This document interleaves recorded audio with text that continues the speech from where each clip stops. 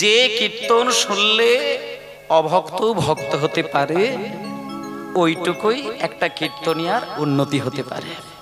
যদি কোনোভাবে কীর্তন শুনতে গিয়ে দুম করে একটা ফোঁটা জল গড়ায়, আপনাদের আমি বলে দিই, হরিবাসরে বসে এক ফোঁটা জল যদি গড়িয়ে যায়, অন্য সময়ের জল গড়ানো আর হরি নাম শুনতে শুনতে জলটা মুছে ফেলা, ওই জলটা নিছক আপনি মুছলেন, কিন্তু আপনি জানেন না নাম শুনতে শুনতে কান্নাকাটি করা মানে ওই চোখের জল সরাসরি রাধা মাধবের চরণ ধুয়ে দেয়। হরি বল। নাম বলো কাঁদো, প্রেম বলো কাঁদো, ঘরে গিয়ে কাঁদবে, মন্দিরে বসে সংসার সামলাতে গিয়ে কাঁদবে, হা কৃষ্ণ বলে কাঁদবে, পাগল হয়ে ছুটে আসবে কৃষ্ণ। যে ভক্ত রাত দিন হা কৃষ্ণ বলে কাঁদে, দরকার নেই বৃন্দাবনে যাবার, দরকার নেই নবদ্বীপে যাওয়ার, শুধু নীরবে ঘরের কোণে বসে তালপাতা দিয়ে ঘেরা ঘরের কোণে বসে কাঁদবেন। কৃষ্ণ কাঁদতে কাঁদতে এসে বাহু দুটো বাড়িয়ে দিয়ে বুকের মাঝখানে জড়িয়ে ধরবে, কিচ্ছু লাগবে না। এসো ভাই শুধু গান গায়, কৃষ্ণ নাম হরি নাম, এসো নিতাই গৌর হরি বল, হরি বল।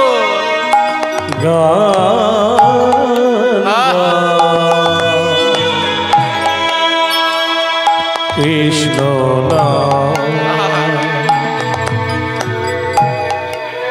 হরে নাম,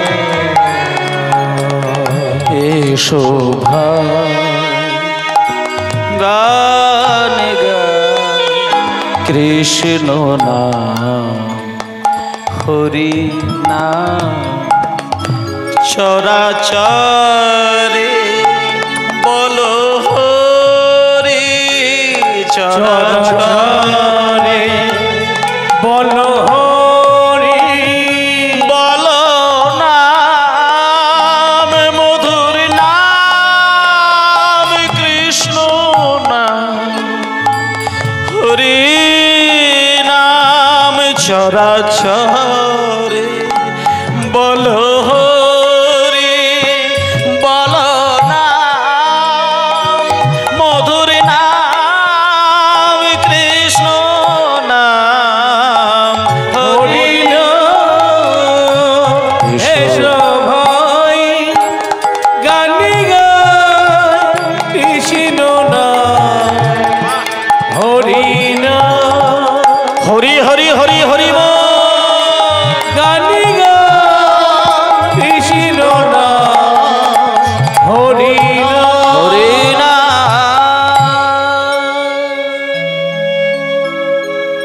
বন্ধু মায়েরা, বন্ধু সারা জীবন বন্ধু বলে বুকে জড়িয়ে ধরে কাঁদবেন, এমন বন্ধু পেয়েছেন? আর নেই। আপন বলে কে আছে? বুকটা ফাটিয়ে কাঁদে একমাত্র সন্তানের জন্য মা বাবা, এইটুকু শুধু দেখবেন। জন্ম থেকে মৃত্যু পর্যন্ত মাথার ঘাম, চোখ থেকে রক্ত ঝরিয়ে দিয়ে একটা পুরুষ মানুষ কত সঞ্চয় করে, কিন্তু অনায়াসে ঢেলে খরচা করে নিজেকে ভিখারি সাজতে জানে। যদি কেউ হতে হয় সেটা একমাত্র মা বাবা ছাড়া কেউ হতে পারে না। যদিও বা বাবা একটু পিছন থেকে টেনে ধরে, মা কিন্তু সেটুকু উজাড় করে দিয়ে দেয়, যার কারণে সংসারের বেশি কষ্ট মাকেই পেতে হয়। কত ব্যথা বাবাকে বুঝিয়ে বলতে পারে না, নীরবে কাঁদতে কাঁদতে মৃত্যুবরণ করে। আজকে ছোট্ট ছেলে কৃষ্ণ 5 বছর মাত্র কটা দিন গড়িয়েছে। কৃষ্ণের বাবা বসুদেব অক্রুরমুনিকে ডাকলেন, আস্তে মা অক্রুকে ডাকলেন, ওমা কৃষ্ণের 5 বছর বয়স তো, তাই কৃষ্ণের সাথে না 5 বছরেরই ছোট্ট ছোট্ট ছোট্ট ছোট্ট ছোট্ট ছোট্ট বেশ কত কত মধুর মধুর ছেলেরা খেলা খেলে। একজনের নাম শ্রীদাম, সুদাম, দাম, বসুদাম, সুবল, মহাবল, সুবাহু, মহাবাহু, স্তককৃষ্ণ, অর্জুন, লবঙ্গ, মধুমঙ্গল, হলাউথ, বরুথপ, গন্ধর্ব, কিঙ্কিণী, অংশুমান, ভদ্রসেন, বসন্ত, বিলাসী, কপিল, উজ্জ্বল, কলবিঙ্ক, পুণ্ডরী। কত বন্ধু খেলে। কিন্তু মাগো একটা কথা বলি, বন্ধু এখানে সবার আছে, সবার আছে। আপনি সারাটা জীবন চাকরি করে যাবেন, আপনার পাশের টেবিলে যিনি থাকেন সে তো প্রাণের বন্ধু। কিন্তু দেখেছেন চাকরি জগতে যারা বসে থাকে, 10টা বন্ধু যদি থাকে, কাউকে তুই বলে কথা বলে না। বন্ধু হতে পারে কিন্তু আপনি বলেই সম্মান দেয়। কিন্তু ছোট্টবেলায় ধুলো মাখা গায়ে যে বন্ধুর সাথে খেলা খেলেছিলেন, হঠাৎ করে 50 বছর বয়সেও যদি তাকে দেখতে পায়, বাহু বাড়িয়ে জড়িয়ে ধরে কাঁদতে শুরু করে দেয়। সে বন্ধুর মাধুর্যটা তো কাউকে বোঝানো যাবে না। আজকে সেই ছোট্টবেলায় কৃষ্ণ খেলা খেলছেন, কত কত বন্ধু আছে, কত কত বন্ধু আছে, তাদের মধ্যে সব থেকে প্রাণের বন্ধু সে কৃষ্ণকে ছাড়া থাকতে পারে না। সবকিছু হারাতে পারে কিন্তু কৃষ্ণ হারাতে পারে না। সে কে? পিতার নাম মোটক, মায়ের নাম রচনা দেবী। সুন্দর করে সাজিয়ে দিচ্ছে ছোট্ট ছেলেকে, সুন্দর করে কোলে করে সাজিয়ে দিয়ে বলছে, এই খোকা, এই খোকা, তোকে আমি সুন্দর করে প্রাণের মতো করে সাজিয়ে দিলাম রে, আমি তোর মা। কৃষ্ণের সাথে যখন তুই খেলা খেলবি, চারিদিকে খেয়াল করে দেখবি, খেলতে খেলতে ওই ছোট্ট ছেলে কৃষ্ণের কোনো অংশে যেন ব্যথা না লেগে যায়। কেন জানিস বাবা? তুই যেমন আমার প্রাণের সম্পদ, সন্তান, কৃষ্ণও আমার ছেলে। হঠাৎ করে তার অজান্তে যদি তার গায়ে ব্যথা লাগে, আমারই গায়ে ব্যথা লাগা। কৃষ্ণের সাথে খেলবি, ব্যথা লাগিয়ে খেলবি না। ছোট্ট ছেলে মায়ের গলাটাকে জড়িয়ে ধরে বলছে, মা কেঁদো না, মা কেঁদো না, আমি কথা দিলাম, আমি কথা দিলাম কৃষ্ণের সাথে খেলবো, কথা দিচ্ছি ব্যথা লাগিয়ে খেলবো না। ও মা, খেলা খেলতে গেলে কখনো পা গিয়ে কার পায়ে লেগে যায় এটা দেখলে কি খেলা চলে? মাকে বলার বলে দিল। এইবার কৃষ্ণের সাথে খেলছেন, আমরা রাম কানাইয়ের সাথে খেলবো রে, আমরা রাম কানাইয়ের সাথে খেলবো রে, খেলা খেলবো রে, খেলা খেলবো রে, খেলা খেলবো রে, খেলা খেলবো রে, খেলা খেলবো রে, খেলা খেলবো রে, আমরা রাম কানাইয়ের সাথে খেলবো রে, আমরা রাম কানাইয়ের সাথে খেলবো রে, আমরা রাম কানাইয়ের সাথে খেলবো রে। দূর বনে যাব না খেলবো রে, আমরা দূর বনে যাব না খেলবো রে, আমরা দূর বনে যাব না খেলবো রে। দূর বনে যাব না খেলবো রে, আমরা দূর বনে যাব না খেলবো রে, খেলা খেলবো রে, রাম কানাইয়ের সাথে খেলবো রে, রাম কানাইয়ের হরি হরি হরি হরি ও রাম কানাইয়ের সাথে খেলবো রে, রাম কানাইয়ের সাথে খেলবো রে।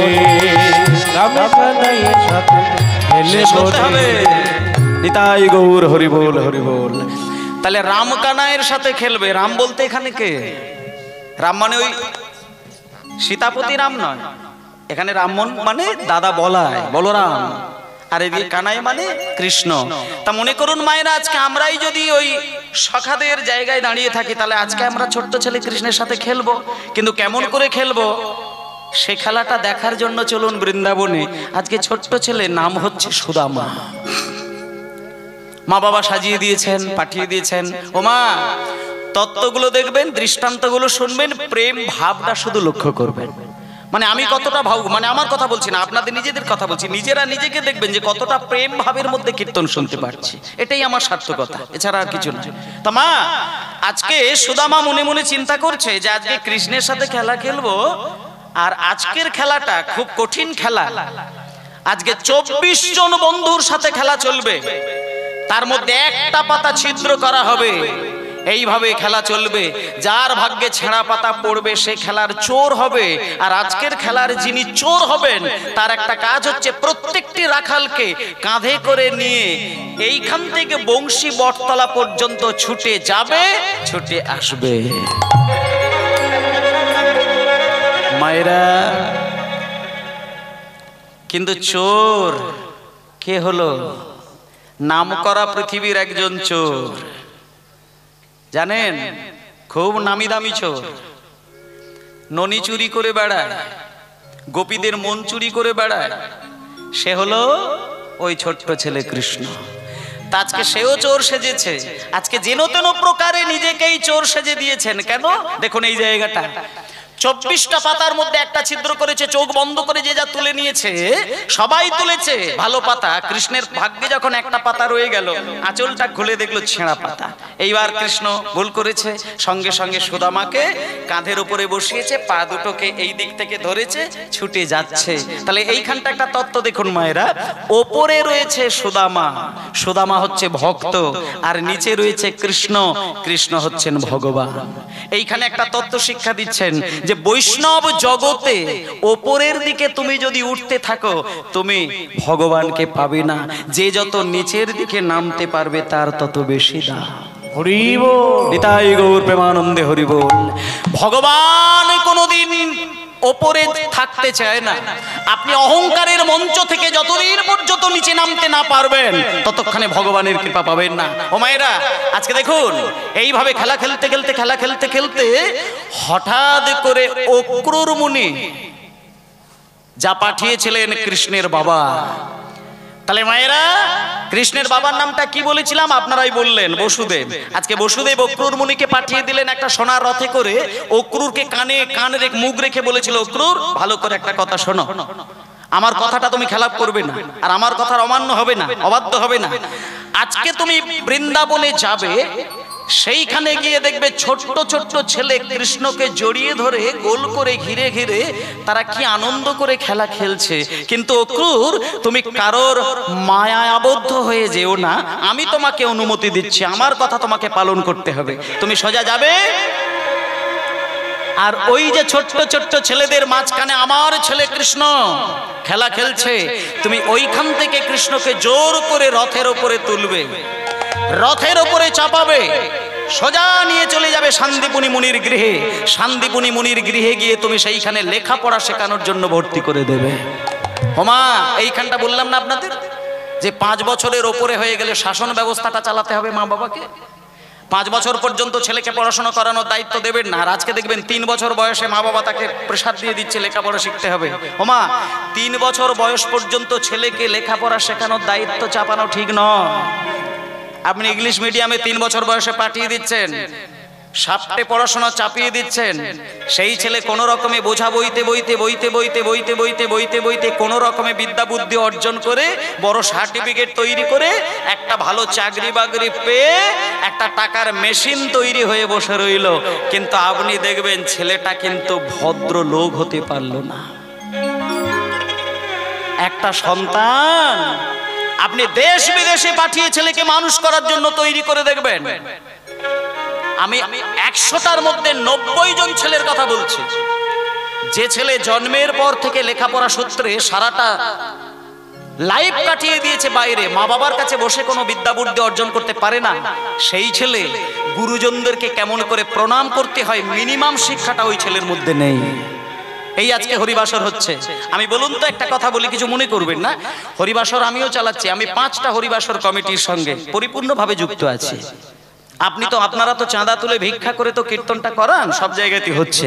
কিন্তু দেখবেন, খেয়াল করে দেখবেন, আমি গ্যারেন্টি দিলাম, এখানে যারা কমিটি আছে তাদেরকে বলছি, রাস্তার মাতালকে যদি গিয়ে দম করে বলেন যে ভাই হরিনাম হচ্ছে, বড় বড় দল আসছে, কত টাকা খরচা, কিছু চাঁদা দিবি, ও সেই মুহূর্তে পকেটে হাত গলিয়ে যা পাবে তাই দিয়ে দেবে, কিছু মনে করবে না। কিন্তু একটা 1 লক্ষ টাকা মাইনে করা সরকারি লোকের কাছে গিয়ে দেখবেন তো 10টা টাকা চাঁদা চাইতে গিয়ে আপনার কি হিমশিম খেতে হয়। আমি প্র্যাকটিক্যাল ঘটনা বলছি, কলেজের অধ্যাপক, আমি নিজের চোখে দেখেছি। আমরা কীর্তনের জন্য চাঁদা চাইতে গিয়েছিলাম, ওপর ঘর থেকে ঠ্যাং ঝুলিয়ে ঝুলিয়ে নাড়িয়ে নাড়িয়ে বললো পরের মাসের 10 তারিখে আসবে। যখন পরের মাসের 10 তারিখে বললো তখন আমাদের আনন্দে বুক ফেটে গেল।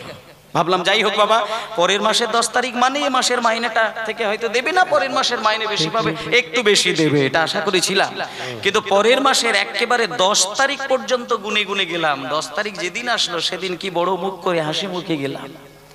উনি আসলেন না, ওনার স্ত্রীকে পাঠিয়ে দিলেন। ওনার স্ত্রী ড্যাং ড্যাং করে আমাদের সামনে দাঁড়ালেন, বাংলার 5 করেছে মুখটা, আর আমাদের সামনে এসে ভিক্ষার ঝুলিতে ভিক্ষা দিলেন। কিসের চাঁদা? বললাম হরিনাম হচ্ছে মা, আর কীর্তন করি তো, ভিক্ষা শিক্ষা করি তো কীর্তন করি, আর শেষ দিনে 10,000 মানুষ ভক্ত সেবা গ্রহণ করেন, সেই জন্য আপনার কাছে এসেছি। আপনাদের মতন ব্যক্তিরা যদি একটু বেশি না দেয় কি করে চলে? ঠিক আছে ঠিক আছে ঠিক আছে, অত বলতে হবে না, এসো। বলি 10টা টাকা চাঁদা দিলেন। তাহলে আমি শুধু একটা জিনিস বলি, সুন্দর করে বিচার করে দেখুন। যে মানুষটা গত মাসে বললেন পরের মাসের 10 তারিখে আসবে, যেদিনকে ফিরিয়ে দিলেন সেই দিনকে কি 1 লক্ষ টাকা মাইনে পাওয়া ব্যক্তির বাড়িতে 10টা টাকা ছিল না, কিন্তু 10 টাকা দিলেন। কেন দিলেন? তার মানে ব্যাপারটা হচ্ছে যে আপনি টাকা খরচা করে ছেলেকে পণ্ডিত বানিয়ে বড় অফিসার তৈরি করে টাকার মেশিন তৈরি করলেই সে যে ভদ্রলোক হবে এই গ্যারেন্টি আপনি মা বাবা হয়ে দিতে পারবেন না। ভদ্রলোক হতে গেলে মা বাবাকে আর কিছু দিকগুলো খেয়াল রাখতে হবে, যেটা আজকে দেখুন করলেন। তাই এখানে তো প্রত্যেকেই মা বাবার আসনে বসে আছেন, অন্তত মা বাবার আসন ছেড়ে যদি দাদু ঠাম্মার আসনেও বসে যান, আমি বলবো 5 বছর বয়স পেরিয়ে গেছে মানে এইবার আপনি সুরটা, চোখের দৃষ্টিভঙ্গিটা আপনি ঠিক জায়গায় রেখে ছেলেকে মানুষ করবেন। এবং আজকে সেই ছেলেটাকে যখন অক্রুর মুনির হাত ধরে পাঠিয়ে দিচ্ছেন শান্তিপুনি মুনির গৃহে, 5 বছরের পরে ছেলেটা শান্তিপুনি মুনির গৃহে গেলেন। ও মা, এইখানটা এবার খেয়াল করুন, যখনই সোনার রথের উপরে তুলেছে কৃষ্ণকে,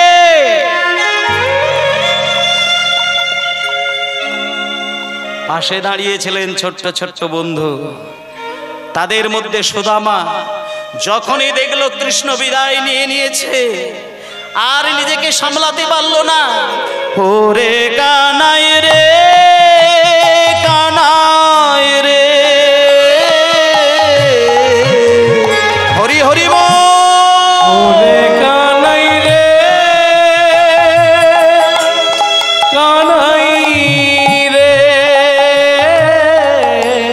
ওরে কানাই রে, কানাই রে, ওরে কানাই রে, কানাই রে। প্রাণে বড় ব্যথা, শোনো মোর কথা, প্রাণে বড় ব্যথা, শোনো মোর কথা, প্রাণে বড় ব্যথা, শোনো মোর কথা, প্রাণে মোর ব্যথা, শোনো মোর কথা। আমি কেমনে বিদায় দেব, কেমনে বিদায় দেব, ওরে কানাই রে, কানাই রে,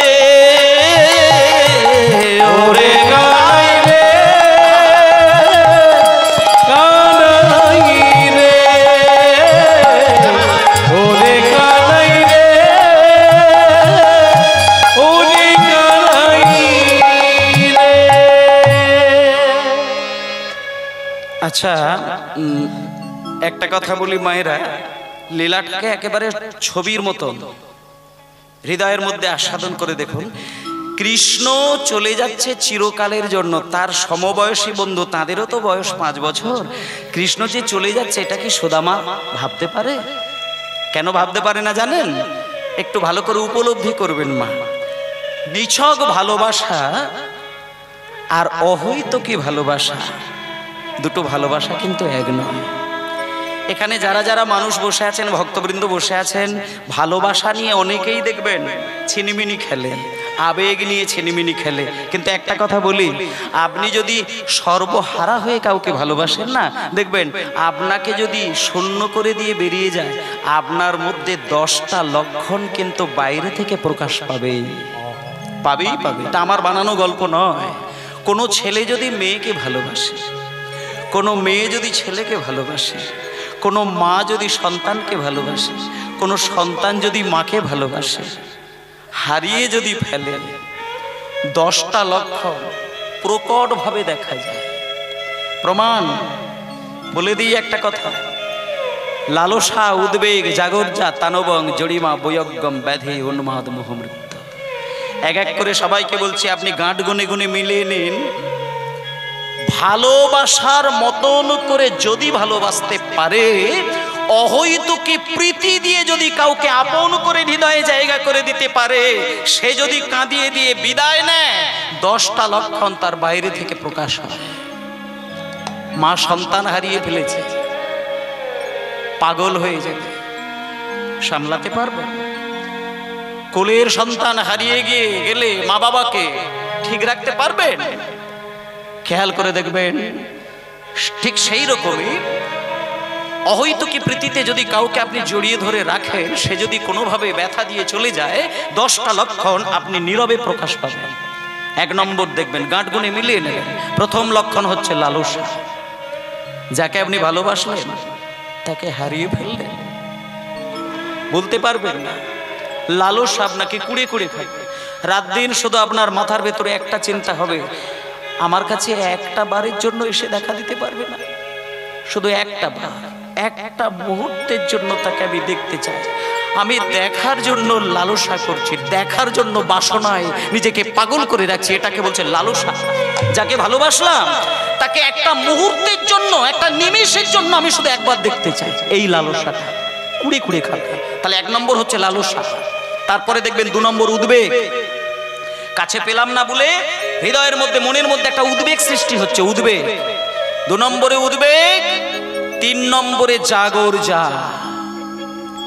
প্র্যাকটিক্যাল প্রমাণ পেয়ে যাবেন। 3 নম্বরে জাগরজা। কিছুদিন পর থেকে খেয়াল করে দেখবেন, রাত্রিটা তার কাছে দিন রাত সমান, ঘুমাতে পারে না, রাত জেগে জেগে জেগে জেগে জেগে জেগে দিন কেটে যাচ্ছে। জাগরজা। বাড়ির সবাই ঘুমাচ্ছে, সে কিন্তু নীরবে তাকিয়ে রয়েছে জানালার দিকে। সন্ধ্যা হলো, রাত্রির কাটলো, সকাল হয়ে গেল, তার চোখে ঘুম নেই। জাগরজা। 4 নম্বরে তানবং। রাত্রির জেগে জেগে জেগে জেগে শরীর একেবারে পাটকাঠির মতন ক্ষীণ হয়ে গেল, তানবং। 5 নম্বরে জড়িমা। জড়িমা কাকে বলে? জড়িমা কথার অর্থ হচ্ছে, এইবার তার সাথে যদি কেউ কথা বলতে আসে, সে স্পষ্ট করে বুঝিয়ে উঠতে পারে না যে ঠিক তার ব্যথাটা কোথায়, কারণ সে কথা বলতে গেলেই জড়তা এসে যাচ্ছে, জিভের জড়িয়ে আসছে, উচ্চারণ করতে পারেন। জড়িমা। তাহলে কটা হলো মায়েরা? লালসা, উদ্বেগ, জাগরজা, তানবং, জড়িমা। তারপরে বৈয়জ্ঞ, ব্যাকুলতা। 7 নম্বরে ব্যাধি। তার মানে ধীরে ধীরে শরীরে একটা ধীরে ধীরে কঠিন ব্যাধি তৈরি হতে লাগলো, ব্যাধি। তারপরে উন্মাদ। 8ম দশা হচ্ছে উন্মাদ। আপনি খেয়াল করে দেখবেন, একটু পাগলের মতন আচরণ তার মধ্যে দেখা যাচ্ছে, পাগল পাগল ভাব, উন্মাদ। এই 9ম দশাটা কিন্তু খুব প্যাথেটিক। 9ম দশাটা খুব বিরহের। 9ম দশাটাকে বলছে মোহদশা। ইংরেজিতে যেটাকে বলে কোমা স্টেজ, বাংলায় বলে মোহদশা। মনে করুন আপনার বাড়ির কোনো ভালোবাসার মানুষ হসপিটালে বা নার্সিংহোমে ভর্তি আছে, আপনি দেখে আসলেন পরিস্থিতি একদম ভালো নয়, কাঁদতে কাঁদতে বাড়িতে আসলেন।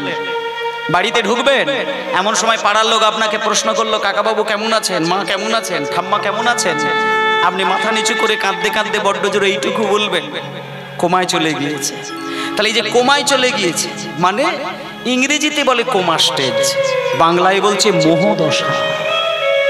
এবার 10ম দশা মৃত্যু। কোমায় গেছে মানে কটা দিন পরে সে মারা যাবেই যাবে, এটাকে বলে মৃত্যু। তা শাস্ত্রে বলছে, ভালোবাসতে শিখেছেন যেহেতু, আপনি নিঃস্বার্থে যখন কাউকে ভালোবাসতে পেরেছেন, তাকে যদি হারিয়ে ফেলেন, আপনি নীরবে এক জায়গায় এক ঘরে বসে আপনি মৃত্যুবরণ করতে পারেন, তাতে আপনার কোনো অসুবিধে হবে না। একই ঘটনা ঘটলো কার? ও মা, আজকে কৃষ্ণ বিদায় নিয়েছে, আর ছোট্ট ছেলে সুদামা ঘরের কোণে বসে বসে শুধু কৃষ্ণ কৃষ্ণ কৃষ্ণ কৃষ্ণ বলে পাগল হয়ে যাচ্ছেন। কিন্তু সুদামার মা রচনা দেবী, বাবার নাম মোটু, তো মায়েরা স্বামীকে ডেকে সুদামার মা বলছে, স্বামী স্বামী একটা কথা বলবো, আমার ছেলে যদি এই কৃষ্ণ কৃষ্ণ কৃষ্ণ কৃষ্ণ বলতে বলতে কাঁদতে কাঁদতে কটা দিন কাটায়, ও তো পাগল হয়ে যাবে স্বামী, ও তো মারা যাবে। আপনি একটা কাজ করুন না, আপনি একটু খোঁজ নিয়ে দেখুন না যে কৃষ্ণ এখন কোথায় গিয়ে দাঁড়িয়ে রয়েছে, কোথায় গিয়ে বসে আছে। সঙ্গে সঙ্গে মুটুক দেখলো, হ্যাঁ সত্যিই তো কৃষ্ণ এখন কোথায়। ভালো করে খোঁজ খবর নিয়ে দেখলো কৃষ্ণ কোথাও যায়নি মায়েরা, কৃষ্ণ চলে গিয়েছে শান্তিপুনি মুনির গৃহে। কেন গিয়েছে? ও মা, শান্তিপুনি মুনির গৃহে কৃষ্ণ গিয়েছেন কিসের জন্য? লেখাপড়া শেখার জন্য। ওই যে বললাম না যে 5 বছর বয়সের পরে এবার ছেলেকে লেখাপড়া শেখানোর দায়িত্বটা চাপানোর দরকার। তা আজকে কৃষ্ণকে তো লেখাপড়া শেখানোর জন্য পাঠিয়ে দিয়েছেন। তাহলে এইবার এইখানে কিন্তু আপনারা একটা জিনিস জেনে গেলেন, কৃষ্ণের লেখাপড়া শেখার গুরুদেবের নাম কি? শান্তিপুনি মুনি। এবার শান্তিপুনি মুনি গৃহে কৃষ্ণ ভর্তি রয়েছে, এটা সুদামার বাবা দেখে চলে আসলেন। দেখে এসে যখন স্ত্রীকে জানালেন, সঙ্গে সঙ্গে স্ত্রী বললেন, স্বামী, শান্তিপুনি মুনির গৃহে কৃষ্ণ, আপনি একটা কাজ করবেন, আমরা না হয় ছেলের বিরহে কেঁদে কেঁদে না হয় মারা যাব, কিন্তু ছেলেটা কৃষ্ণ বিরহে যে পাগল হয়ে যাবে স্বামী, আপনি বরং কোলে করে নিয়ে ওকে একটু শান্তিপুনি মুনির গৃহে ভর্তি করে দিন না স্বামী। তাতে করে কৃষ্ণকে দেখে ওর মনটাও ভালো হয়ে যাবে, ওর শরীরও সুস্থ হয়ে যাবে, আর একটু মন দিয়ে লেখাপড়াও শিখবে। এই বলে সঙ্গে সঙ্গে শান্তিপুনি মুনির গৃহে সুদামাকেও কোলে করে নিয়ে গেল তার বাবা। শিক্ষার উদ্দেশ্যে সবাই তথায় চলিলা, শিক্ষার উদ্দেশ্যে সবাই তথায় চলিলা, শিক্ষার উদ্দেশ্যে সবাই তথায় চলিলা, শিক্ষার উদ্দেশ্যে সবাই চলিলা। বহুদিন পরে কত আনন্দ বাড়িলা, বহুদিন পরে কত আনন্দ বাড়িলা, আরে আনন্দ আর ধরে না রে, আনন্দ আর ধরে না রে, কেন মরা দেহে। একটু আস্তে করে বাজাবে বাবা, ছোট্ট করে, বেশি বেশি হাই হাই করার দরকার নেই। কীর্তন গানে যত গায়ের জোরে বাজনা বাজবে তার মানে যে আমি এসা গায়ক হয়েছি বা স্টাফ নিয়ে এসেছি তার না।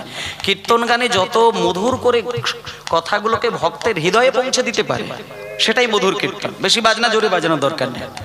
আনন্দ আর ধরে না রে, আনন্দ আর ধরে না রে, আরে মরা দেহে প্রাণ এলো, আনন্দ আর ধরে না রে, ওই না মরা দেহে প্রাণ এলো, আনন্দ আর ধরি না রে, আরে মরা দেহে প্রাণ এলো, গোবিন্দ বদন দর্শন করে, হরি হরি দেহে প্রাণ এলো, গোবিন্দ বদন দর্শন করে, মরা দেহে প্রাণ এলো, গোবিন্দ বদন দর্শন করে, মরা দেহে প্রাণ এলো, আনন্দ আর ধরে না রে। তাহলে আচ্ছা বাবা একটা কথা বলি, এই যে আপনারা লীলাটা আজকে শুনছেন, মানে এমন ভাবে কীর্তন শোনা উচিত, দিন বেঁচে থাকবেন এই পৃথিবীতে লীলা কাহিনীটা যেন মন থেকে সরে না যায়। মানে একেবারে ছবির মতন কীর্তন গান আমি এমন ভাবে শ্রবণ করব, আমার হৃদয় তো জানবেই, আমি অন্যকে প্রয়োজনে জানাতে পারবো, সেইভাবে কীর্তন শুনতে হবে। তা আজকে শুনবেন, কতগুলো কথা শুনবেন। আর একটা কথা হচ্ছে, বিষয়গুলো শুধু শুনলে হবে না, তার পারিপার্শ্বিক তত্ত্ব কথাগুলো, ভাবগুলো, সেইগুলো লক্ষ্য করতে হবে। তা আজকে দেখুন, সুদামাকে নিয়ে গেল শান্তিপুনি মুনির গৃহে। এইবার এখান থেকে একটা তত্ত্ব বলি। শান্তিপুনি মুনি একটা জিনিস দেখে কিন্তু মানে আনন্দ তো লাগছে বটে, কিন্তু ভেতরে ভেতরে কিন্তু প্রেমের জলটাও গড়িয়ে যাচ্ছে। মনে মনে চিন্তা করছে, আমি একজন বড় মাস্টার মশাই, আমি জ্ঞানী পণ্ডিত, এটা আমাকে সবাই বলে, কিন্তু এত বড় ভাগ্যবান আমি কিন্তু এটা আগে জানতাম না। আমার ভাগ্যটা যে এত বিরাট সেটা আমি জানতাম না। আমার ভাগ্যটা কেন এত বড় না, লোকে বলে যে ভক্তের কৃপা মিলে যায় কিন্তু ভগবানের কৃপা মেলে না, আবার ভগবানকে পাবে তো ভক্তকে পাবে না, ভক্ত ভগবান একসঙ্গে পাবে, এ ভাগ্য কার হতে পারে? তো মায়েরা, আজকে শান্তিপুনি মুনি ভাবছেন যে আমি এত বড় মাস্টার মশাই যে আমার কাছে ভগবান কৃষ্ণও এসে বসে আছেন, আবার তার পাশে পরম ভক্ত সুদামা সেও বসে আছেন। শান্তিপুনি মুনি তাদেরকে ডেকে নয়, শান্তিপুনি মুনি নিজে তাদের কাছে গিয়ে বলছেন, কৃষ্ণ, বাহ, তুমি আমার কাছে এসেছো, আচ্ছা বাবা, তুমি বলো, আমি তোমার মাস্টার মশাই, তুমি আমার কাছ থেকে ঠিক কি শিখতে চাও? মানে কোন জিনিসটা তুমি শিখতে চাও আমাকে পরিষ্কার করে বলে দাও। মায়ের একটু ভালো করে মন দিয়ে শুনবেন।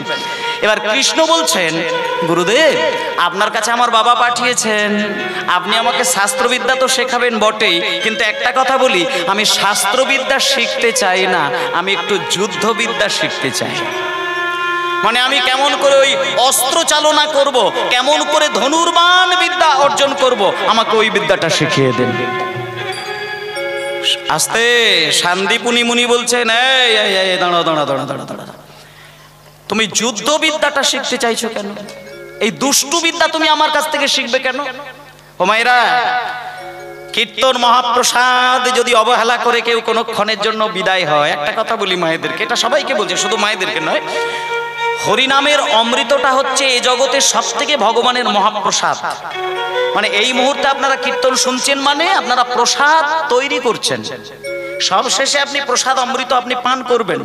আর ভগবানের সেবা দিতে গিয়ে এক হাতে ঘন্টা বাজবে আর মন্ত্র পাঠ করে যখন অঞ্জলি দেবেন, সেই সময় যদি বাইরে থেকে ডাক আসার পরে আপনি বেরিয়ে যান, সেটা নাম অপরাধ হয়ে যায়, সেবা অপরাধ হয়ে যায়। আর আজকে কীর্তন শুনতে শুনতে কোনো কারণে যদি কেউ কীর্তনকে আঘাত করে আসন ত্যাগ করেন, আপনার অনেক কিছু ক্ষতি হতে পারে। এটা আপনাদের বলে দিই, হরিনামের আসন গ্রহণ করার পরে খুব সহজে আসন ছাড়বেন না, অনেক ক্ষতি হতে পারে। কারণ এগুলো ভগবানের আসন, রাজা পরীক্ষিতের আসন। দুম করে নিজের ইচ্ছায় গ্রহণ করবেন, আবার নিজের বাসনা পূরণের জন্য দুম করে ছেড়েও দেবেন। এটা ভগবানের প্রসাদ নিয়ে ছেলে মানুষই করবেন না। কষ্ট করে বসেছেন যখন, বছরে একবার যখন ভাগ্যটা ভালো হয়েছে বাসরে বসার, তাহলে আপনি ভগবানের উদ্দেশ্যে কয়েকটা ঘন্টা ছেড়ে দিন। আর কোমরের যন্ত্রণা, ঘাড়ের যন্ত্রণা, আমি একটা কথা বলি, যার হৃদয়ে ভগবানের প্রেম আসে, এ জগতে কোনো ব্যাধি তার হৃদয়ে থাকতে পারে না, এটা গ্যারেন্টি দিয়ে দিলাম। তাই মন দিয়ে শেষ পর্যন্ত শুনবেন। এই কারণে জোর দিয়ে বলছি আপনারা থেকে যান, শেষকালে কীর্তন শেষে আপনারা কষ্ট করে আমার কাছে এসে একটু আমার মাথায় আশীর্বাদটুকু দিয়ে যাবেন, এইটুকু আমার কামনা থাকবে। চলে যাবেন না, যারা এখান থেকে সরে যাবেন তার আশীর্বাদ থেকে আমি বঞ্চিত হয়ে যাব। আর প্রসঙ্গটা যখন আসলো আমি বলে দিই, আপনারা কীর্তন শেষে কীর্তনিয়াকে প্রণাম করেন, কিন্তু আমি আপনাদের বলছি আমাকে প্রণাম করবেন এটা মনেও চিন্তা করবেন না, আশীর্বাদ দেওয়ার জন্য ছুটে আসবেন। সে ছোট বড় মাঝারি যাই হোক না কেন, আশীর্বাদ দেবেন। আর একটা কথা বলছি, কমিটির বাবারা ভাইরা রয়েছেন, আর আপনাদের পূর্ণ সহযোগিতা নিয়ে কীর্তন চলে। আর এই কীর্তন মহাপ্রসাদ গ্রহণ করা মানে তো একাধারে ভজন, আর আগামী পরশুদিন হবে ভোজন। ভজন ভোজন, ভজনের দ্বারা আত্মশুদ্ধি হয়, আর ভোজনের দ্বারা দেহ শুদ্ধি হয়। দুটোই আমাদের দরকার। সেই জন্য ভোজন আর ভজন দুটোকে চালিয়ে রাখার দায়িত্ব শুধু কমিটির বাবাদের নয়। কমিটির বাবারা তখনই ভক্তিটাকে বাড়াতে পারে যদি আপনাদের মতন ভক্তের পরিপূর্ণ সহযোগিতা থাকে। আর আপনাদের ভক্তির সহযোগিতাটা আপনি সরাসরি যদি সময় না পেয়ে দিতেও না পারেন, অন্তত কমিটির দাদাদের ইচ্ছা অনুসারে আর কীর্তন নামের যজ্ঞের মাধ্যম দিয়ে আপনার অজান্তেই আপনার রোজগারের কিঞ্চিত টাকা অনায়াসে কিন্তু গোবিন্দ সেবাই লাগবেই লাগবে। হরি বল, তাই গৌর প্রেমানন্দে হরি বল। এই একটু সময় আপনাদের বলি, বাবাদের মধ্যে কয়েকজন বাবা খুব নীরবে বলছি, নীরবে, আপনারা কেউ আইঢাই করবেন না। যারা বসে আছেন তাদেরকেও বলছি আইঢাইটি করবেন না, বেশি দেহটাকে নিয়ে নাড়াচাড়া করবেন না। ভগবানের সেবা নীরব হতে হয়, মেরুদণ্ড সোজা করে রাখতে হয়। যত মেরুদণ্ডটাকে নিয়ে নাড়াচাড়া করবে তত সাত্ত্বিক গুণাবলীটা, সত্যগুণটা কমে যাবে। সত্যগুণ, রজগুণ, তমগুণ। বাবা আমাদের তিনটে গুণ নিয়েই ভগবান জন্ম দিয়েছে, কিন্তু যে যত বেশি তমগুণ আর রাজস্বিক গুণকে বাড়িয়ে দেয়, সত্যগুণ মরে যায়। আর আপনি যদি মেরুদণ্ড সোজা করে স্থির নয়নে স্থির চিত্তে যদি ভগবানের কথা চিন্তা করেন, রজগুণ তমগুণ অনায়াসে বসে যাবে, সত্যগুণ তখন প্রকাশ পাবে। তাই আপনি হরিবাসরে বসেছেন, বেশি নাড়াচাড়া করে দেখবেন মনটা চঞ্চল হয়ে যাবে, আর কীর্তন আপনার ভালো লাগবে না। আর যে ভক্ত দেখবেন কোনো কিছু তাকায় না, নীরবে বসে বসে আমার দিকে তাকিয়ে মন দিয়ে চোখ বন্ধ করে কীর্তন শুনছেন, রজগুণ তমগুণ বিলীন হয়ে যায়, সত্যগুণে পাগল হয়ে সে কাঁদে। তাই আমি বলবো সত্যগুণটাকে বাড়িয়ে সংসার চালান না, দেখুন না কি হয়। যে ব্যক্তি সত্যগুণের অধিকারী হয়, সেই ব্যক্তির মা বাবা ভাই বোন দাদা বৌদি কাকা আত্মীয় স্বজন পাড়া সমাজ সবাই তার পক্ষে কথা বললেন। বিদ্যা বুদ্ধি অর্জন করাটা বড় নয়, সত্যগুণের অধিকারী হবেন। তাই বাবারা একটু ভিক্ষার জন্য বেরিয়েছেন, আপনারাও নীরবে ভিক্ষা দেবেন। তারপরে কীর্তনটা তো কান দিয়ে শুনছেন, মন দিয়ে শুনছেন, ওটা থাকবেই। সবাই মিলে বলুন নিতাই গৌর প্রেমানন্দে হরি বল, হরি বল, হরি বল। তা মায়েরা শান্তিপুনি মুনির ঘটনাটা বলছিলাম, শান্তিপুনি মুনির গৃহে কৃষ্ণ আর সুদামা গেছেন। ওমা, কৃষ্ণকে প্রশ্ন করলেন গুরুদেব, হে কৃষ্ণ, তোমাকে আমি যুদ্ধবিদ্যা শিখিয়ে দেব, কিন্তু যুদ্ধবিদ্যা শিখবে কেন সেটি আমাকে পরিষ্কার করে বলো। তখন আস্তে আস্তে, কথা বেশি হবে না মা, ওমা কথা বেশি হবে না, আপনাদের চরণে আমার শত সহস্র কোটি দণ্ডবত প্রণাম। কথা হবে না, আমি অনুরোধ করছি, কথা হবে না, কথা বেশি বলবেন না। দুপক্ষকেই বলছি, যেনারা গিয়েছেন আর যেনারা দিচ্ছেন সবাইকে বলছি, কথা হবে না, কীর্তনটাকে বাঁচিয়ে রাখতে হবে। জয় নিতাই। আমার কথাগুলো মন দিয়ে শুনবেন, পকেটে যা আছে যা উঠবে দিয়ে দেবেন, বেশি চিন্তা করবেন না, যা আছে দিয়ে দেবেন, চিন্তা করার দরকার নেই। আপনাকে ঈশ্বর দেবে, আপনার চিন্তা করার দরকার নেই। তা আজকে শান্তিপুনি মুনি কৃষ্ণকে যখন প্রশ্ন করলেন, কৃষ্ণ বলছে আমাকে ধনুর্বাণ বিদ্যাটা শিখিয়ে দেন। বলছে কেন ধনুর্বাণ বিদ্যা শিখবে? না, আমাকে বৃন্দাবনে দাঁড়িয়ে থেকে অনেক অসুরদের সঙ্গে লড়াই করতে হবে। কেমন? আমাকে বকাসুর বধ করতে হবে, তিনাবাত্রাসুর বধ করতে হবে, কালীয় দমন করতে হবে, পুতনা বধ করতে হবে, আমার অনেক দায়িত্ব, তাই আমাকে যুদ্ধবিদ্যা শিখিয়ে দেন। বাহ! শান্তিপুনি মুনি কৃষ্ণকে বুকে জড়িয়ে ধরে বলছে, বাবা আমি তোমাকে যুদ্ধবিদ্যা তো শেখাবো বটে, কিন্তু সেই সঙ্গে শাস্ত্রবিদ্যা তো তোমাকে শিখতেই হবে বাবা। তুমি শাস্ত্রবিদ্যাও শেখো আর তুমি যুদ্ধবিদ্যাও শেখো, তোমাকে সব শিখিয়ে দেবো। এই যে সুদামা, তুমি কি শিখতে চাও বলো? সুদামা তখন বলছেন, গুরুদেব আপনি আমাকে আপনি যে ওই যুদ্ধবিদ্যার কথা বলছেন না, আমি যুদ্ধবিদ্যা শিখতে চাই না, আপনি শুধু আমাকে শাস্ত্রবিদ্যা শিখিয়ে দিন, আপনি শুধু আমাকে বেদ পাঠ শিখিয়ে দিন, আমি বেদ পাঠ করব। তুমি বেদ পাঠ করবে? বাহ, তুমি বেদ পাঠ করবে, কিন্তু একটা কথা বলি বাবা, বেদ পাঠ করা অত সহজ কথা নয়। বেদ পাঠ করতে গেলে খুব সচেতন হয়ে বেদ পাঠ করতে হবে। ভালো করে একটা কথা বলি, শুনে রাখো সুদামা, আমি যখন বেদ পাঠ করব, তুমি আমার সামনে মাথা নত করে মন প্রাণ দিয়ে আমার বেদের মন্ত্রগুলো শুনবে। আর বেদ পাঠ শুনতে শুনতে শুনতে শুনতে যখন তোমার হৃদয়ে মুখস্থ হয়ে যাবে, একটা জিনিস তুমি খেয়াল করবে, বেদের মন্ত্র যদি মুখস্থ না হয়ে থাকে তাহলে তুমি চিন্তা নেই, তুমি বেঁচে গেলে। আর যদি বেদের মন্ত্র একবার তুমি মুখস্থ করে ফেলো, তারপরে জীবনে বেঁচে থাকতে থাকতে যদি কোনোদিন কোনো কারণে সেই মন্ত্র ভুলে যাও, তাহলে তুমি দায়িত্ব সহকারে বলে দিই একটা কথা, তোমাকে 108টি ব্রাহ্মণ ডেকে তোমাকে প্রায়শ্চিত্ত করতে হবে। তাই জন্য ভক্তমণ্ডলী মায়েদেরকে একটা কথা বলি, এখানে যারা দীক্ষিত ব্যক্তি আছেন, যারা যারা দীক্ষা গ্রহণ করেছেন গুরুদেবের চরণে, কারা কারা দীক্ষা নিয়েছেন একটু কষ্ট করে বাহু তুলে আমাকে দেখাবে। যারা দীক্ষা নিয়েছেন, সে যে কোনো মন্ত্রে হোক, কালী মন্ত্র, কৃষ্ণ মন্ত্র, যাই হোক, ঠিক আছে, এইবার হাতটা নামান। যারা যারা দীক্ষা নিয়েছেন তারা অতি অতি ভাগ্যবান, আর যারা দীক্ষা নেননি তারাও ভাগ্যবান, অবহেলা করার নেই। একটা কথা বলি, সবাইকে একটা কথা বলি, আপনি যদি নিরামিষভোজী হয়ে থাকেন, আপনি খুব সচেতন হয়ে একটা পথ চলবেন, যে আপনি নিরামিষভোজী বলে আপনার থাকা একজন আমিষভোজীকে যদি আপনি ঘেন্না করে ফেলেন, আপনি কিন্তু আমিষভোজীর থেকে বেশি অপরাধ করলেন। আপনি নিরামিষভোজী বলে আমিষভোজীকে আপনি ঘেন্না করতে পারেন না, এটা খেয়াল করবেন। আর ঠিক তেমনি আপনি দীক্ষা নিয়েছেন বলে যে ব্যক্তি দীক্ষা নেননি আপনি তাকে ঘেন্না করবেন, তাচ্ছিল্য করবেন, ক্রিটিসাইজ করে কথা বলবেন, আপনার ওই মন্ত্র আপনাকে কোনোদিন সহযোগিতা করবে না। একটা জিনিস জানবেন, বৈষ্ণব হতে গেলে অনেক কিছু সহ্য করতে হয়। আপনি যদি ওই কথাই বলেন, সচিমায়ের কোলে নিমাই জন্মগ্রহণ করেছিল, নিমাইয়ের মা তো দীক্ষা নিয়েছিল না, নিমাই জন্ম নিয়েছে, 1 সপ্তাহ কেটে গিয়েছে, নিমাইয়ের মা বারবার চেষ্টা করছে নিমাইকে স্তনদুগ্ধ পান করানো, কিন্তু নিমাই দুগ্ধ পান করে না। যখনই দুগ্ধ পান করায় নিমাই উচ্চৈঃস্বরে কাঁদে। অদ্বৈত আচার্য আসলেন, সচিমায়ের কাছে যখন এসেছে, অদ্বৈত আচার্যকে গিয়ে দেখে সচিমা বলছেন, বাবা বাবা ঠাকুর, দেখুন না দেখুন না, আমার ছেলে 1 সপ্তাহ হলো কেন আমার দুগ্ধ পান করে না। তখন অদ্বৈত আচার্য বলছেন, মা 1 সপ্তাহ হলো নিমাই দুগ্ধ পান করেনি, দেখি সামনে এসো তো মা, ছেলেটাকে কোল থেকে একটুখানি ছেড়ে দাও তো মা, একটুখানি কোল থেকে ছেড়ে দাও, সরে যাও। যখনই নিমাইকে কোল থেকে নামিয়ে দিয়েছে, ওই ছোট্ট ছেলে, 7 দিনের ছেলে নিমাই, হামাগুড়ি দিতে দিতে ওই ধুলোবালির মধ্যে ছোট্ট অঙ্গুলি দিয়ে ধুলোর মধ্যে লিখে দিল হরে কৃষ্ণ। যখনই হরে কৃষ্ণ লিখে দিয়েছে, অদ্বৈত ঠাকুর পরিষ্কার বুঝে গেলেন, মা আমি একটা কথা বলবো। এ নিমাই হাত দিয়ে যেটা বুঝিয়েছে আমি বুঝে গেছি। আচ্ছা মা, তুমি সত্যি করে বলো তো, তুমি দীক্ষা নিয়েছিলে?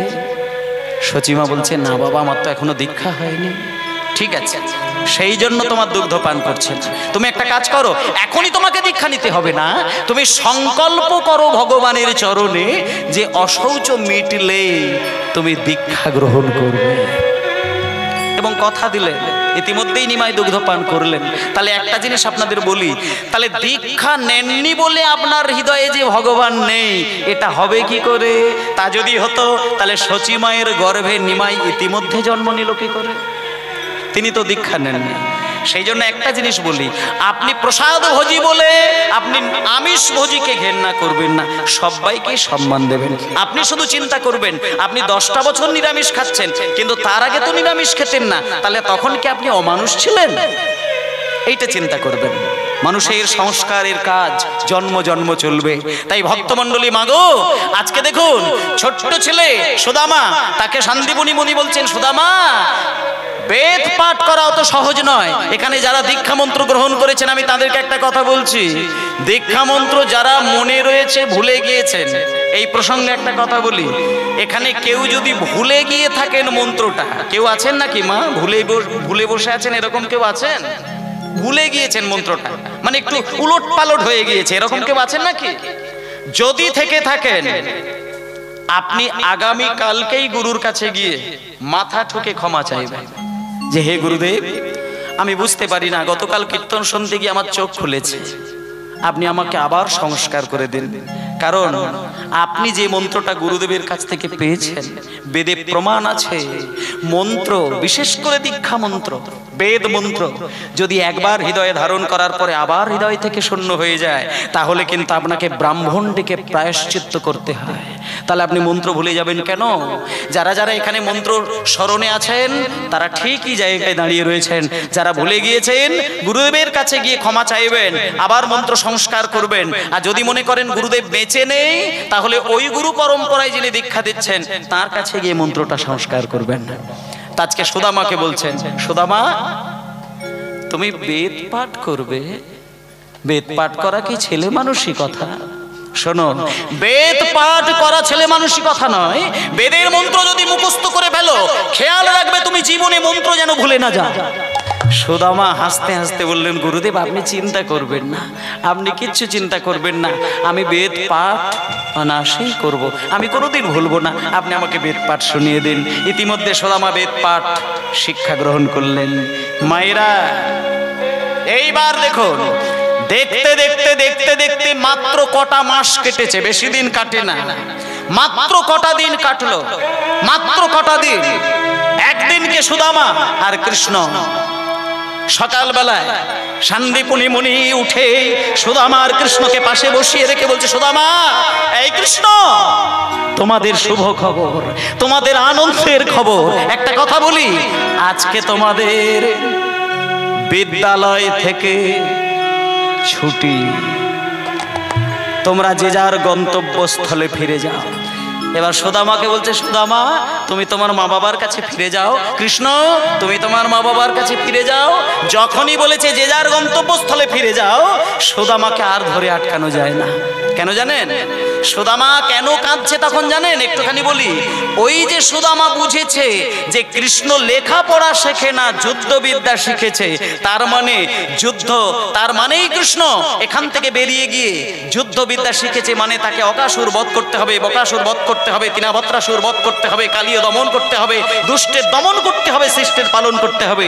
তাই তো বাড়িতে সে যাবে না, তাহলে আমি তো কৃষ্ণ হারাবো। সঙ্গে সঙ্গে সুদামা, ওরে কানাই রে কানাই রে,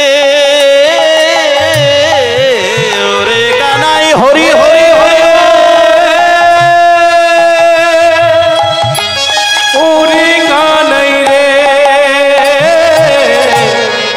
রে কানাই রে কানাই রে ওরে কানাই রে কানাই রে ওরে কানাই রে ওরে কানাই রে সারাটি জনম চাঁদ বদন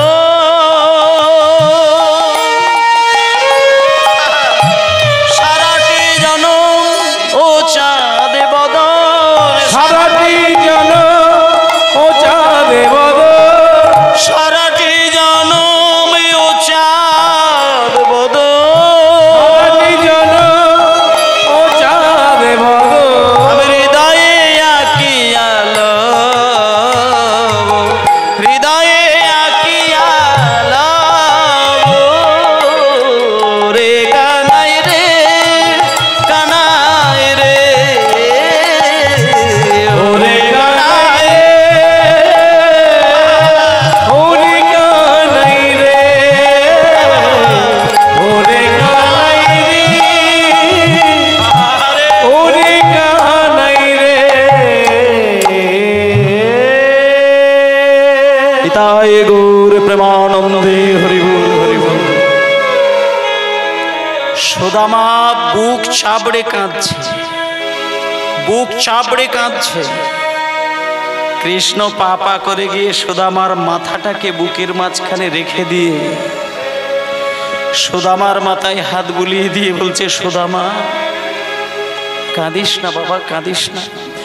তোর চোখে জল দেখলে আমার যে বুকে বড় ব্যথা লাগে সুদামা, বড় ব্যথা লাগে। তুই কাঁদিস না, তুই কাঁদিস না, তুই কাঁদিস না।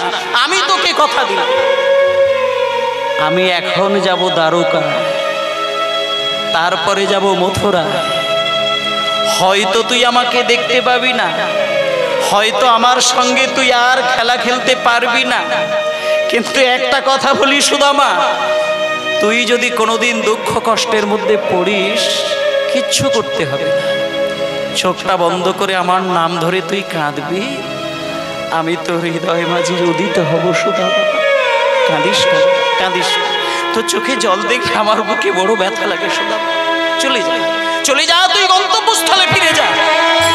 আমি এখন যাব দ্বারকায়, তারপরে যাব মথুরায়। কৃষ্ণ বিদায় নিলেন। মায়েরা, কৃষ্ণ বিদায় নিল, সুদামা নীরবে দাঁড়িয়ে রইল। তার কিছুক্ষণ পরে সুদামা বিদায় নেবে।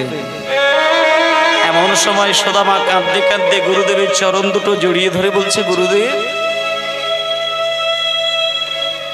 আমি ছোটবেলায় মায়ের কোলে বসে একটা কথা শুনেছিলাম, কোন গুরুর চরণে যদি কোনো বিদ্যা, কোনো বুদ্ধি অর্জন করে, বিদ্যা বুদ্ধি অর্জন করার পরে তাকে দক্ষিণা দিতে হয়।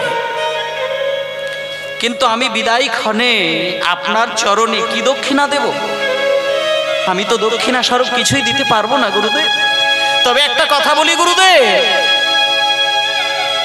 আপনি যেহেতু আমাকে পণ্ডিত তৈরি করে দিলেন, মাত্র কটা মাসের মধ্যে আপনি আমাকে বেদ পাঠ শিখিয়ে দিলেন, আমি বিদায় কাল ছুঁয়ে দক্ষিণা স্বরূপ আমি প্রতিশ্রুতিবদ্ধ হলাম, আমি যত দিন বেঁচে থাকব, আমি কথা দিলাম জীবনে কোনোদিন আমি মিথ্যে কথা বলবো না, অন্যের সঙ্গে আপোষ করব না, তাতে আমার অন্য জুটুক বা না জুটুক।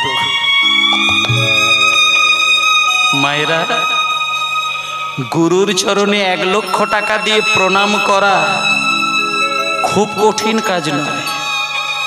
যে 1 কোটি টাকার মালিক হয়, হাসতে হাসতে 1 লাখ টাকা গুরুর চরণে দিতে পারে, কিন্তু গুরুর চরণ ধরে এই এত বড় কথাটাকে দিতে পারবে? গুরুদেবের চরণ ধরে এত বড় প্রতিজ্ঞা যে আমি যতদিন বেঁচে থাকবো জীবনে আমি মিথ্যে কথা বলবো না, অন্যের সঙ্গে আপোষ করব না, তাতে আমার অন্য জুটুক বা না জুটুক। এত বড় কথা বলে সুদামা বিদায় নিলেন, বাড়িতে চলে আসলো। মা দেখে সুদামাকে বুকে জড়িয়ে ধরে কাঁদছে। কেন কাঁদছে? পরমানন্দে কাঁদছে। ছেলে যদি সত্যিকারের মানুষ হয়, মা বাবা সারা জীবন কাঁদে। কেন কাঁদে? আনন্দে কাঁদে। ছেলে মানুষ হওয়ার যে পরমানন্দ মা বাবা সামলাতে পারে না, বুক ফাটিয়ে কাঁদে। সুদামা যখন পণ্ডিত হয়ে বাড়িতে এসেছে, সুদামার মা ছেলেকে বুকে জড়িয়ে ধরে কাঁদছে। মোটুক ছুটে গিয়ে ছেলেকে ছিনিয়ে নিয়ে বুকে জড়িয়ে ধরে কাঁদতে কাঁদতে বলছে, খোকা, খোকা রে, তুই বড় পণ্ডিত হয়ে বাড়িতে এসেছিস, আমি সব শুনেছি, আমার কানে সব কথা এসেছে, আমি তোর সম্পর্কে সব জানি। আমি শুনলাম তুই গুরুর চরণ ছুঁয়ে নাকি কথা দিয়েছিস, জীবনে মিথ্যে কথা বলবি না, অন্যায়ের সঙ্গে আপোষ করবি না, তাতে তোর অন্ন জুটুক বা না জুটুক। বাহ! ওগো, আমার ছেলে সুদামা মহাপণ্ডিত হয়ে বাড়িতে এসেছে। ও বলেছে জীবনে মিথ্যে কথা বলবে না, অন্যায়ের সঙ্গে আপোষ করবে না, তাতে ওর অন্ন জুটুক বা যা জুটুক।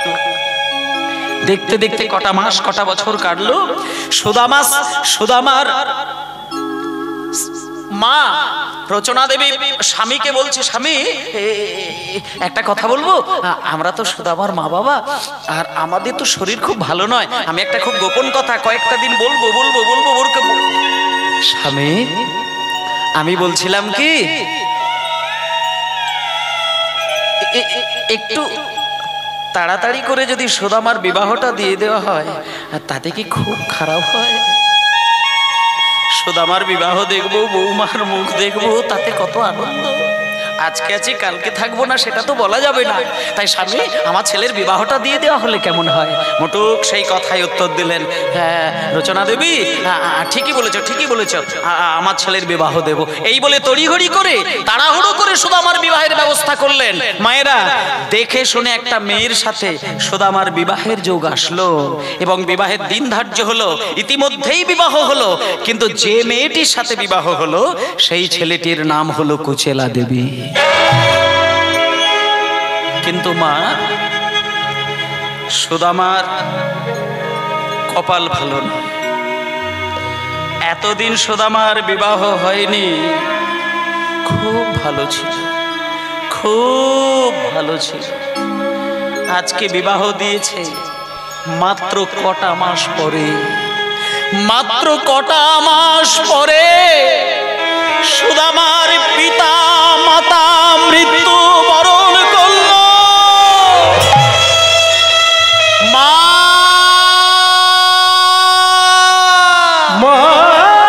হরি বল, হরি বল, হরি মা,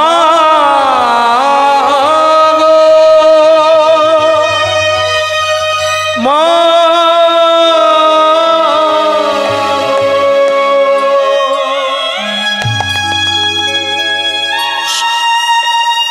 সুদামার বিবাহের মাত্র কটা দিন পরে মা মারা গেলেন, তার কটা দিন পরে বাবা মারা গেলেন। মায়েরা একটুখানি একদম একদম বেখেয়াল হবেন না, ভালো করে এই জায়গাটা দেখবেন, শেষের দিকটা খেয়াল করবেন। কৃষ্ণ প্রেম কাকে বলে সুদামা ব্রজবাসীকে দেখিয়েছিলেন। কেমন করে কৃষ্ণ সেবা করলে কৃষ্ণকে চুলের বিনুনির মধ্যে রেখে দেওয়া যায়, কেমন করে কৃষ্ণকে ভালোবাসলে হারের লকেট করে কৃষ্ণকে ঝুলিয়ে রাখা যায়, কেমন করে কৃষ্ণকে সেবা করলে কৃষ্ণকে হৃদয়ে পুষে রাখা যায়, সুদামা দেখিয়েছেন। সুদামা মা বাবাকে হারালেন। যতদিন পাশে মা ছিল, বাবা ছিল, ততদিন সুদামা তো কোনো দুঃখ ছিল না, কি সুন্দর জীবন। কিন্তু হারিয়ে যেদিন ফেললো, তার কটা মাস কাটতে কাটতে সুদামার মা বাবার রেখে যাওয়া সোনা দানা হিরে মুক্ত সব হারিয়ে ফেলল, বিক্রি করে দিল। যতটুকু জমি জায়গা বিক্রি করে দিল, শুধু বাড়িটা রইল। কটা বছর পরে বাড়িটুকু বিক্রি হয়ে গেল। এইবার বলি মা, সুদামার মা বাবাকে হারানোর পরে সুদামা ধীরে ধীরে কেন ভিখারি হয়ে গেল বলুন তো? বাবার সম্পত্তি ধরে রাখতে পারে না কেন? বাড়িটুকু বিক্রি হয়ে গেল, একেবারে পথের ভিখারি হয়ে গেল কেন?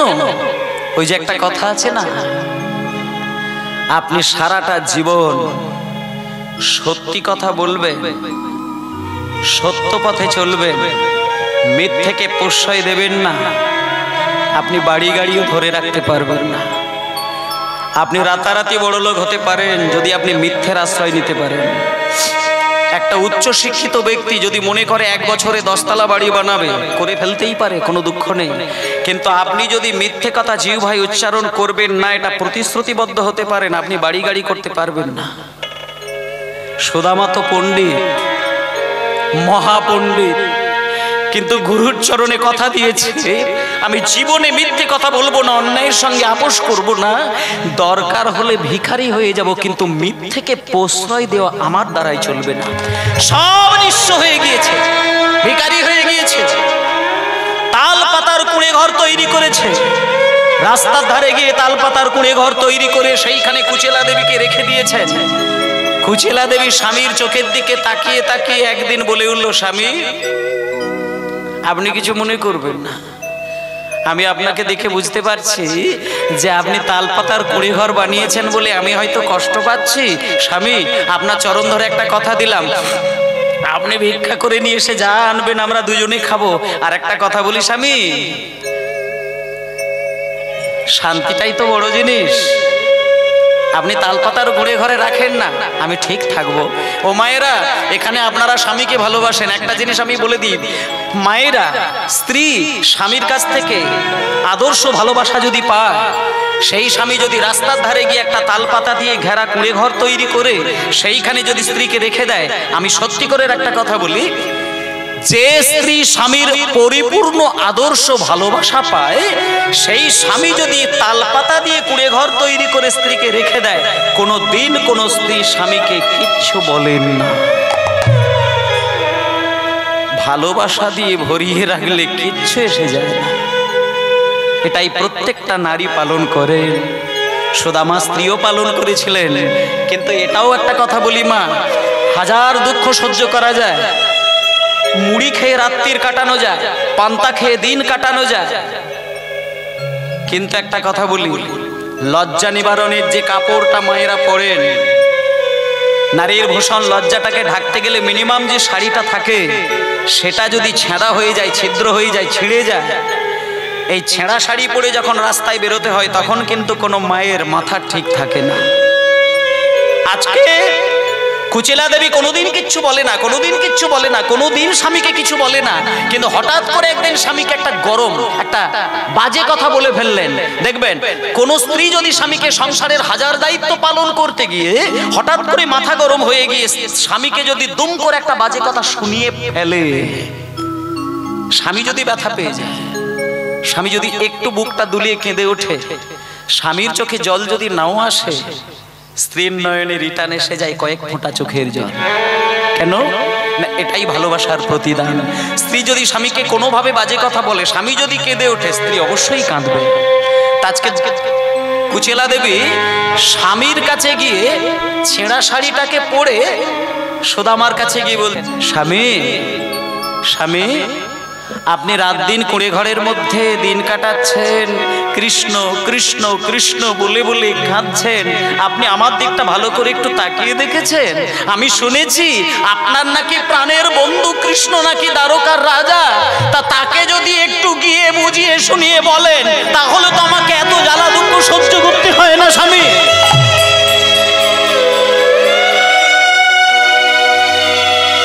কুচেলা কি বলছো, কি বলছো তুমি? মানে আমি ভিখিরি হয়ে গিয়েছি বলে আমি ভাইকানের কাছে গিয়ে টাকা চাইবো?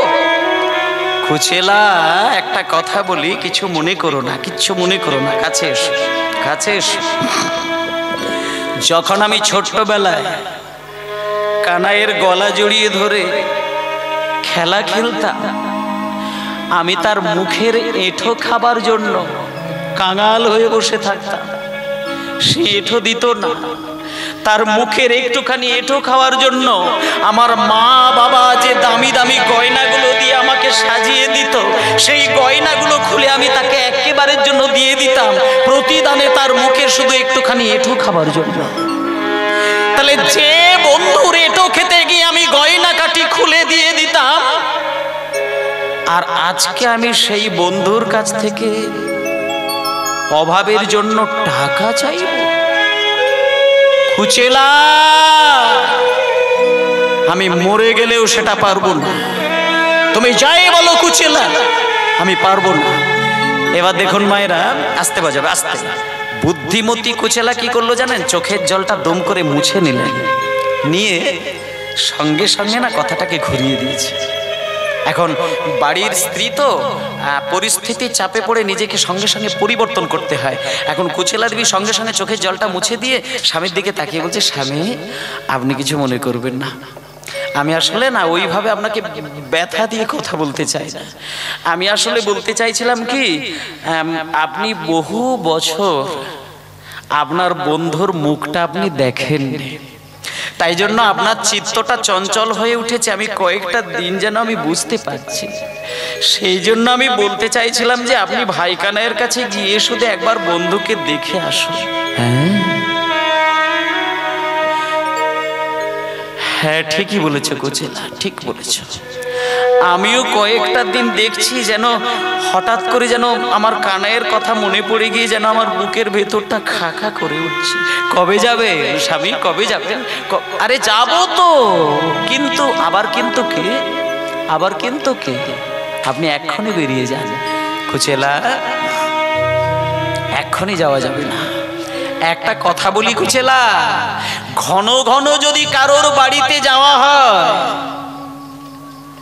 কোনো কিছু নিয়ে যেতে লাগে না, কিন্তু 10 বছর 20 বছর ছাড়া কারোর বাড়িতে গিয়ে যদি দাঁড়ায়, কোনো কিছু হাতে করে না নিয়ে গেলে ভদ্রতা থাকে কি? কুচেলা, কুচেলা আস্তে। কারোর বাড়িতে যদি 10-20 বছর ছাড়া যাওয়া হয়, কোনো কিছু না নিয়ে গেলে ভদ্রতা থাকে না। তাই জন্য একটা কথা বলি কুচেলা, যদি কিছু এনে দিতে আমায় পারো উপায়,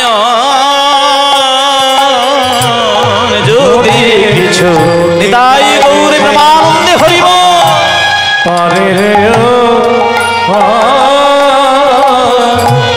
যদি কিছু এনে দিতে আমায় পারো উপায়,